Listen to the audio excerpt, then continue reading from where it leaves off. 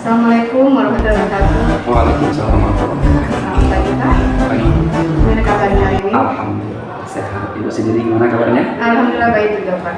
Oh ya Pak, saya ini Ibu Dias Sestri dari SD Negeri Punggung. Saya CGP Angkatan 11. Hari ini saya ingin mewawancarai Bapak tentang pengambilan keputusan dilema etika di SMA Bapak. Saya dengan Bapak. Oke, saya Bapak Muhammad Ibn ya. Kebetulan saya ditunjuk menjadi kepala SMA Negeri Sulangan pada pagi ini, dan saya sangat berterima kasih sekali kepada Ibu sudah mau kunjungan ke sekolah saya dan melakukan wawancara pada hari ini. Oh, terima kasih ya Pak atas Sama-sama. panggilannya. Kami ini ada tugas di Tekol nih Pak Ya. dari CGP. Jadi saya punya beberapa pertanyaan sama Bapak tentang sekolah ini, permasalahan-masalahnya selama ini atau apa yang akan Bapak selesaikan. Ini saya mulai dari pertanyaan pertama ya Pak. Pertama, selama ini bagaimana Bapak dapat mengidentifikasi kasus-kasus yang merupakan dilema etika atau rujukan moral Pak? Oke, pada persoalan ini yaitu mengenai masalah dilema etika dan rujukan moral, tentu hal yang utama yang harus kita lakukan adalah mengidentifikasi persoalannya. Dengan adanya identifikasi, sehingga kita bisa mencari langkah-langkah ya, solusi agar supaya dilema etika dan rujukan moral ini bisa kita minimalisirkan. Oh, begitu ya. Ya.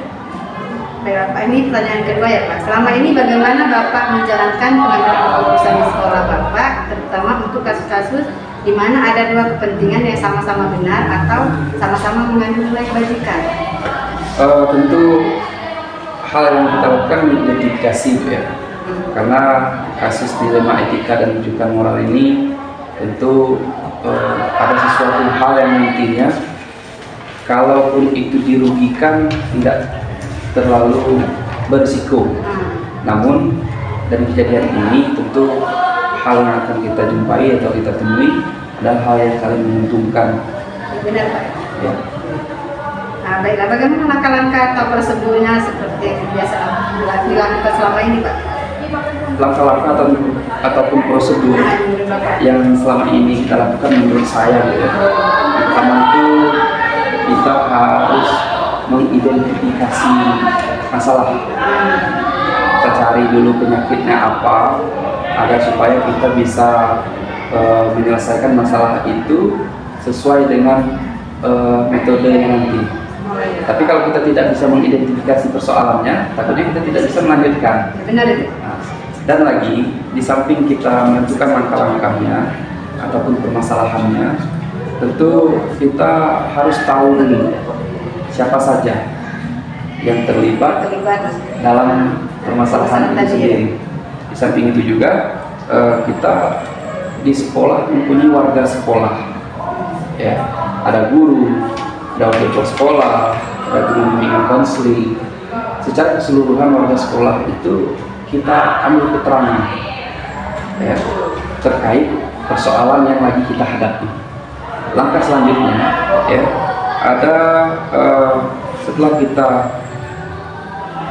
ketemu dengan warga sekolah, lalu persoalan itu kita diskusikan. Ya kan? Kita bicarakan mungkin masalah kita, orang lain yang punya solusinya. Maka penting bagi kita untuk mendiskusikan apapun persoalan kita dengan orang lain, agar di saat kita mengambil sebuah keputusan itu tidak salah.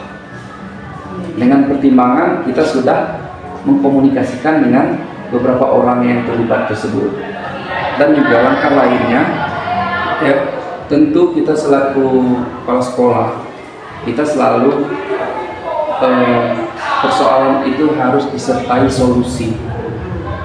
Kenapa? Kalau persoalan kita cari permasalahan, kapan selesainya? Ya kan? Tapi win-win solution itu penting. Ya, 50-50 ya. Setidaknya tidak selalu solusi yang kita ambil itu menguntungkan setiap pihak. Pasti ada pihak yang diuntungkan, ada juga pihak yang akan dirugikan dari setiap permasalahan yang kita ambil.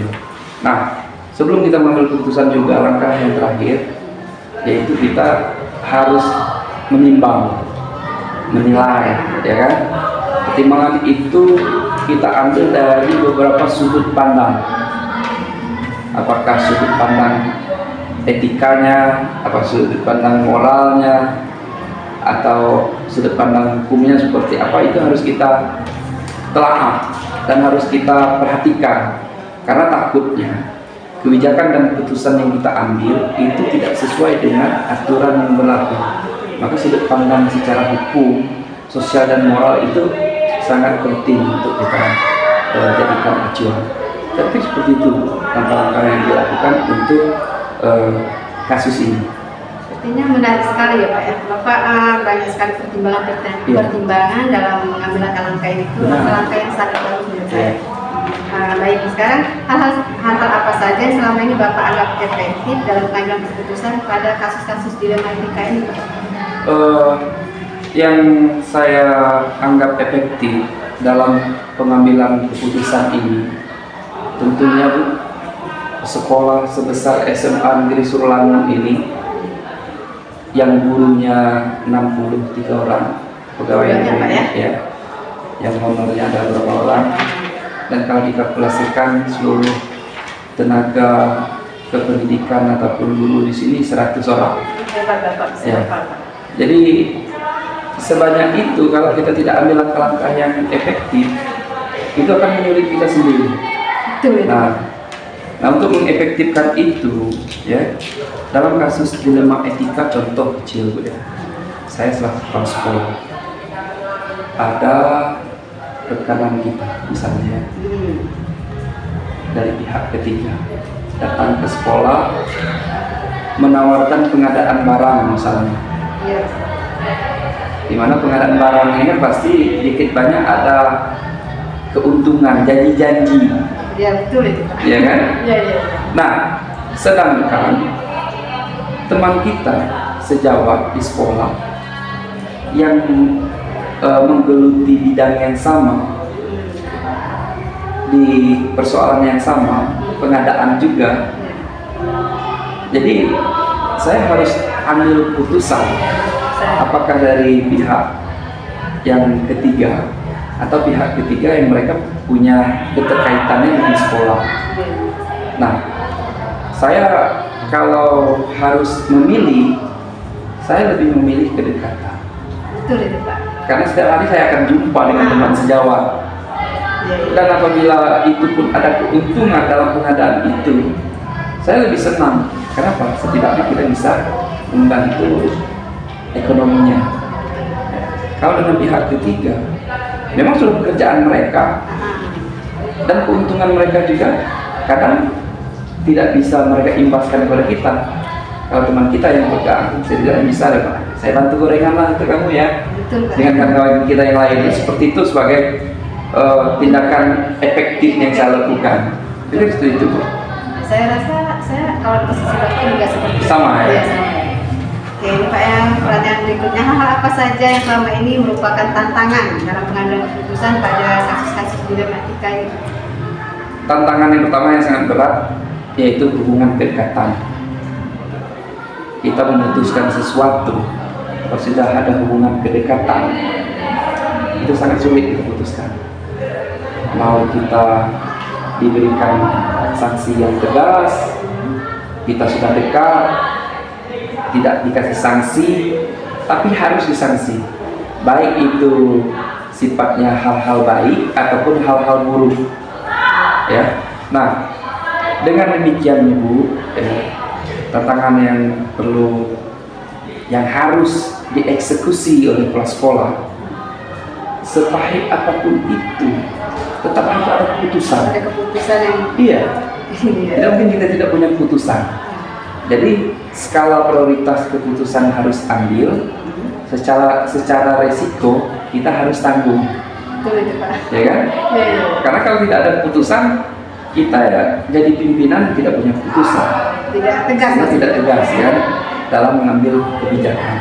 Nah, namun acuan kita kedekatan itu tidak bisa kita harus mengubah aturan. Jadi secara hukum kita jalankan sesuai aturan hukum tersebut. Sebagai moral ya kita harus ingatkan teman kita yang kita jadikan dilema etika kasus tadi ya. Terus seperti itu. Bagus itu, Pak. Jadi apakah Bapak memiliki sebuah tata kelola atau jadwal tertentu dalam sebuah menyelesaikan kasus dilema etika? Kemudian apakah Bapak langsung menyelesaikan di tempat atau memilih sebuah jadwal untuk menyelesaikan bentuk atau prosedur seperti apa yang Bapak jalankan sekarang? Oke, sepertinya ini sangat menarik sekali Iya. saya jelaskan ini Bu ya. Karena kita bekerja, kalau istilah itu ada protapnya, ada prosedurnya. Setidaknya kita yang pertama yang harus kita lengkapi adalah secara administrasi. Jadi dari pertanyaan itu, apakah ada tata kelola atau terjadwal? Ya. Itu harus. Kita bekerja harus ada jadwal. Karena itu adalah rambu-rambu kita bekerja. Betul, Pak. Ya kan? Tanpa adanya rambu-rambu kita bekerja, kita nanti di perjalanan bingung untuk kita kerjakan itu apa. Ya. Nah, jadi dengan adanya jadwal, ya, tentu dari pertanyaan ini juga tadi ditanyakan oleh Ibu, apakah ada tantangan ataupun masalah yang harus diselesaikan di tempat atau tidak? Nah, ada beberapa hal yang harus kita selesaikan kasusnya di tempat, tidak bisa ditunda-tunda. Contoh ya, kasus di tempat yang tidak bisa ditunda-tunda. Di saat anak itu kita ketemu atau guru kita ketemu, ada jam mengajar. Contoh kecil ya, anaknya masih di kantin, gurunya masih di kelas. Itu tidak bisa kita tunda besok. Harus sekarang, misalnya ada jam. Nah, masuk ke kelas. Ya. Itu kasus yang tidak bisa ditunda.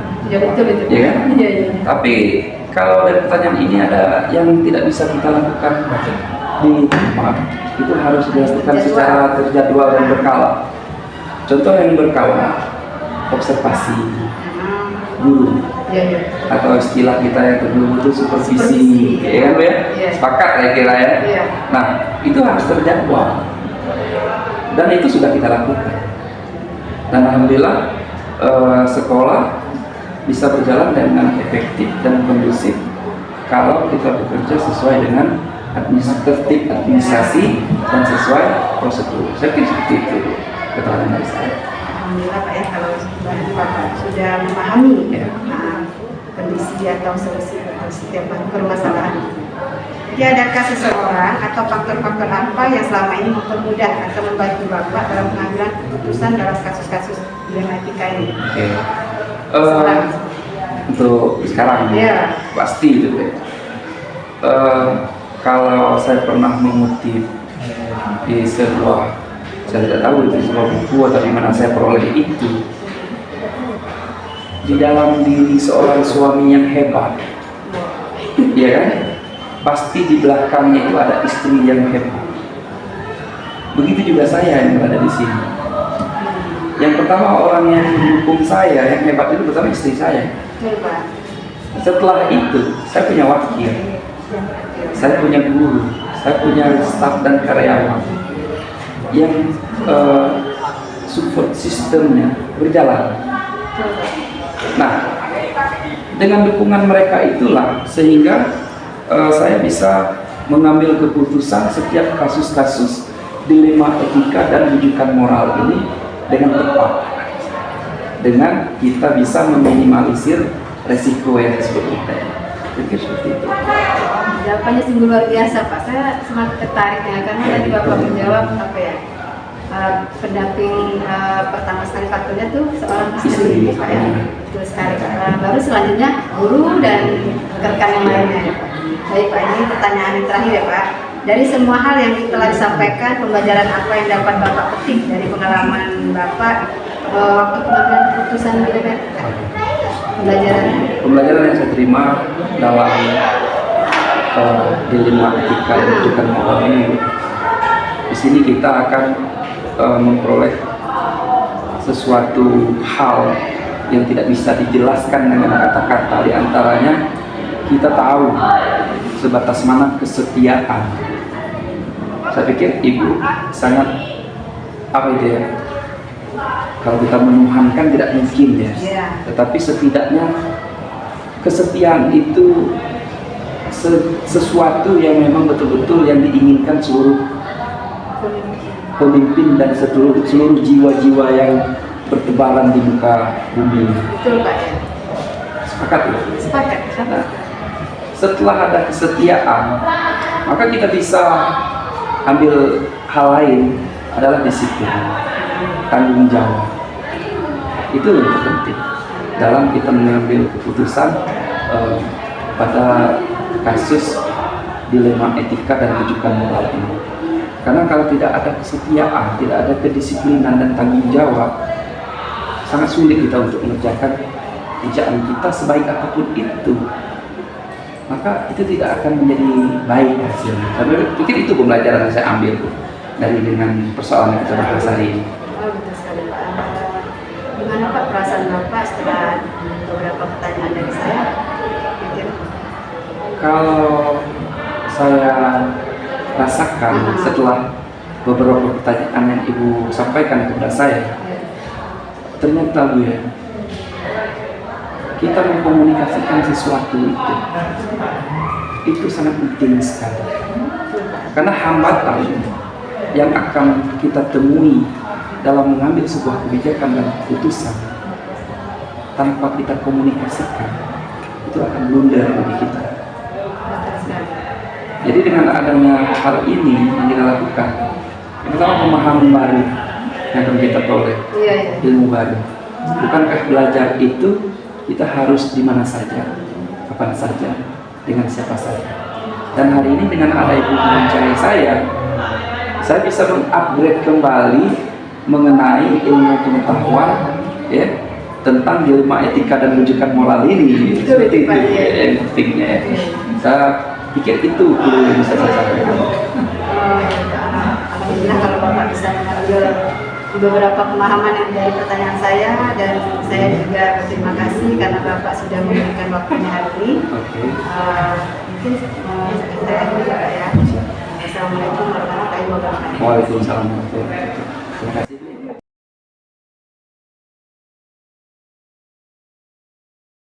Assalamualaikum warahmatullahi wabarakatuh Pak. Waalaikumsalam. Apa kabar Pak? Baik, alhamdulillah. Kabar kamu? Alhamdulillah baik. Pak, perkenalkan saya Julia Sesri dari SD Lubuk Kumbung. Saya kesini mau ada beberapa pertanyaan sama Bapak terkait dengan studi ini. Jadi saya mau bertanya tentang permasalahan dilema bekerja. Ini saya mulai pertanyaan pertama ya Pak. Boleh. Jadi, selama ini bagaimana Bapak dapat mengidentifikasi kasus-kasus yang merupakan dilema etika dan rujukan moral? Dilema etika ini cukup rumit, tapi tidak seluruhnya rumit. Kadang mudah juga. Tapi yang pasti dilema etika ini kan prinsipnya dia benar semua. Iya. Ini benar, tindakan ini benar, tindakan ini juga benar. Iya. Jadi untuk mengidentifikasinya maka perlu kita mencari informasi dari sumber langsung, sumber masalah. Iya betul. Informasi dari kiri kanan, sumbernya langsung. Apa yang terjadi? Masalahnya apa? Penyebab masalahnya apa? Itu untuk identifikasi. Ini saya lanjut pertanyaan kedua ya Pak. Boleh. Jadi selama ini bagaimana Bapak menjalankan pengambilan keputusan di sekolah Bapak, terutama untuk kasus-kasus di mana ada dua kepentingan, jadi yang sama-sama benar dengan mengandung nilai kebajikan. Maksudnya itu ada dua kepentingan yang sama-sama benar, ada mengandung nilai kebajikan. Bapak mengambil keputusan itu bagaimana? Ya seperti saya bilang tadi, ini dilema matika kan? Semuanya benar. Pertama tentunya kita perlu mengidentifikasi. Identifikasi tadi. Untuk mengidentifikasi tentunya kita harus cari sumber langsung dari pihak yang terkait Betul. supaya informasi yang didapatkan benar. Nah, diharapkan nanti solusinya juga tepat. Jadi setelah kita dapatkan informasi, maka kalau masalah itu tidak terlalu rumit, kita bisa langsung diskusikan, berkomunikasi, berkolaborasi dengan pihak yang terkait tadi. Tapi kalau masalah itu cukup kompleks, maka kita perlu rekan-rekan yang lain untuk memberikan pandangan mereka. Supaya tidak ada yang saling diuntungkan atau dirugikan. Iya. Ya, Pak ya. Tidak ada yang mungkin dan supaya semuanya memahami tentang masalah ini. Baik Pak, sekarang langkah-langkah apa yang Bapak lakukan selama ini untuk kasus-kasus yang ada di sekolah ini? Maksudnya langkah-langkah strategi Bapak, misalnya dalam menentukan penyebab misalnya itu, kemudian siapa yang terlibat, gitu. Ya. Pertama, ketika ada masalah dilematika, kita harus mengidentifikasi dulu dengan cara mencari informasi dari sumber langsung. Kita cari masalahnya apa, pihak-pihak yang terlibat siapa saja, apakah hanya satu person, satu orang, atau beberapa orang, atau beberapa pihak yang terkait masalahnya apa. Kemudian kita bisa dapat langsung mengkomunikasikan atau mendiskusikan masalah tersebut dengan pihak terkait tadi dengan segera. Tapi kalau masalah ini cukup kompleks, maka mungkin kita belum membutuhkan waktu. Kita adakan agenda rapat, agenda musyawarah untuk membahas masalah tadi dengan orang yang lebih banyak atau pihak yang lebih banyak, sampai dilakukan keputusannya dapat menguntungkan untuk semua pihak. Perlu diskusi Pak ya. Perlu diskusi itu supaya nanti bisa terselesaikan dengan baik. Ya, artinya ketika ada masalah itu kita jangan langsung memutuskan. Kita lihat dulu, perlunya identifikasi tadi masalahnya, tingkat kompleksitasnya juga kita lihat. Betul. Nah, jadi hal-hal apa saja yang selama ini Bapak anggap efektif dalam pengambilan keputusan? Yang dianggap efektif? Iya, yang efektif. Ya, pertama ke sumbernya langsung. Jadi kadang-kadang ada informasi dari kiri dan kanan, itu terjadi di mana-mana. Iya. Artinya kita jangan mudah terprovokasi, jangan mudah terpengaruh oleh informasi dari luar. Harus cari informasi dari sumbernya langsung. Sumbernya harus jelas ya. Maksudnya dari kedua belah pihak. Iya. Tapi ini kalau hal-hal apa saja yang selama ini merupakan tantangan maksudnya dalam pengambilan keputusan pada kasus-kasus yang selama ini, tantangannya apa? Yang pertama tantangannya mungkin ada pihak yang merasa kurang nyaman. Ya, itu. Padahal dua-duanya benar, seperti tadi kita katakan bahwa dilematika dua-duanya benar, dua-duanya baik.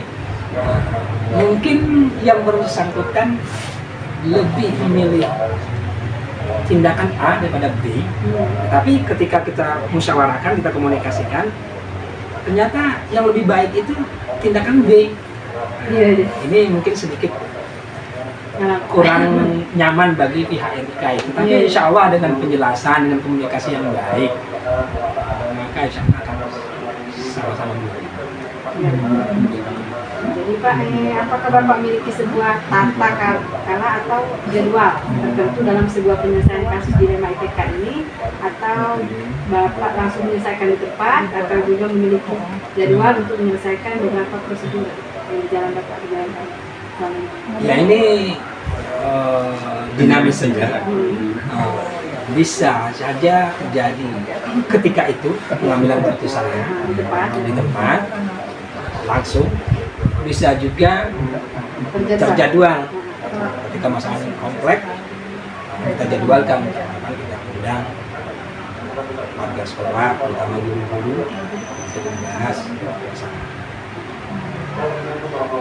Kalau jadwal rutin tidak ada. Tidak ada. Paling jadwal rutin saya sebagai kepala sekolah mungkin untuk melakukan observasi. Kalau jadwal untuk suatu masalah, ya ini kondisional. Ketika ada masalah, ya kita lihat apakah bisa langsung diatasi cari solusinya ataukah nanti perlu dibahas bersama-sama? Tergantung permasalahannya. Iya. Misalnya bisa respect, bisa misalnya diminta, bisa juga ada jadwalnya, bisa tergantung permasalahan itu. Iya. Itu sebuah keputusan yang bijak sih Pak Insya Allah. sebagai kepala sekolah. Kemudian adakah seseorang atau faktor yang selama ini mempermudah Bapak atau membantu Bapak dalam pengambilan keputusan pada suatu kasus-kasus di Dilematika? Faktor. Ya. Yang pertama, faktor yang membantu saya untuk mengambil keputusan dalam dilematika. Yang pertama, pihak yang terkait. Jadi pihak yang terkait ini, alhamdulillah tidak ada masalah, mereka kolaboratif, kooperatif. Artinya ketika ada masalah saya panggil, saya ajak diskusi, mereka mau, tidak membangkang. Tentunya untuk itu perlu kita melakukan komunikasi yang baik, seperti tata bahasa kita dan lain-lain. Yang pertama. Yang kedua, alhamdulillah yang membantu saya orang-orang di sekitar saya, guru-guru, wakil kepala sekolah, dan guru maupun tenaga pendidikan, bahkan komite pun ya, saya ajak untuk bermusyawarah, berdiskusi untuk membahas. Mereka membantu saya kolaboratif, kooperatif. Alhamdulillah mereka mau memberikan masukan-masukan kepada saya. Kadang-kadang pendapat saya pun belum tentu benar. Yang kemudian tentunya yang sangat membantu saya lepas dari yang pertama dan kedua tadi pastinya Allah Subhanahu wa Ta'ala. Masya Allah Pak, luar biasa sekali Pak ya. Karena tanpa Allah kita tidak bisa apa-apa. Luar biasa Pak. Artinya kita perlu mengambil keputusan itu dengan bijak, kemudian tidak maksudnya itu tidak boleh gegabah ya. Iya. Harus diskusi, kolaborasi sama rekan-rekan itu penting sekali. Dan terakhir tadi Bapak bilang dengan Allah. Iya. Supaya kita bisa menstabilkan emosi. Ini pertanyaan terakhir ya Pak. Ini dari semua hal yang telah disampaikan, pembelajaran apa yang dapat Bapak petik dari pengalaman Bapak mengambil keputusan di Dilematika ini? Pembelajaran yang bisa diambil. Pertama saya pikir setiap di segi sektor kehidupan kita, peran kita sebagai kepala sekolah, sebagai guru, sebagai orang tua, sebagai pedagang, petani, pegawai dan lain sebagainya, tentunya pasti kita selalu dilingkupi oleh masalah. Tinggal bagaimana kita menyikapi masalah. Kalau menurut emosional, kadang ingin kita marah, ingin kita berkata kotor, ingin kita dalam dunia kerja itu melakukan pemecatan, pemberhentian, keputusan hubungan kerja. Bisa saja seperti itu, tapi hendaknya kita pandang juga di antara orang-orang itu lebih banyak kebaikan yang mereka lakukan. Ini jangan sampai keburukan yang itu menghilangkan kebaikan-kebaikan mereka dalam pandangan kita. Jadi kalau menurut emosional, namanya ketika lagi ada masalah pasti kita ada tingkat stresnya. Tapi di balik pihak itu yang paling penting adalah menjaga dan meningkatkan kesabaran. Karena kalau emosi ya seperti saya katakan tadi, bisa saja kita pecat yang tidak mau kata tertib, kesal, tapi itu akan merugikan pihak yang lain itu yang melakukan suatu usaha itu bisa juga merugikan bagi sekolah. Jadi sekolah sedang membutuhkan tenaganya, perlu juga waktu untuk mencari pengganti gurunya. Artinya kita sebagai kepala sekolah terutama berperan yang lebih penting adalah mengayomi rekan-rekan kita. Bagaimana ketika bisa ada terjadi kesalahan, bahas kesalahannya, cari solusinya dengan sikap yang baik, yang baik. Banyak sekali pembelajaran yang bisa dipetik ya dari Dilematika ini. Maksudnya itu kita harus mengimbangi emosi kita, ego kita, supaya nanti kita mengambil keputusannya itu tepat. Iya. Gitu kan. Terima kasih banyak sekali dan Tarisa. Jadi dengan jawaban-jawaban yang telah Bapak sampaikan tadi cukup baik sekali Pak. Jadi seperti bisa berbagi pengalaman. Terima kasih Pak ya atas waktunya. Saya akhiri, wassalamualaikum warahmatullahi wabarakatuh. Assalamualaikum. Semoga next kita bisa berbagi pengalaman lagi Pak. Insya Allah. Sukses sudah. Amin.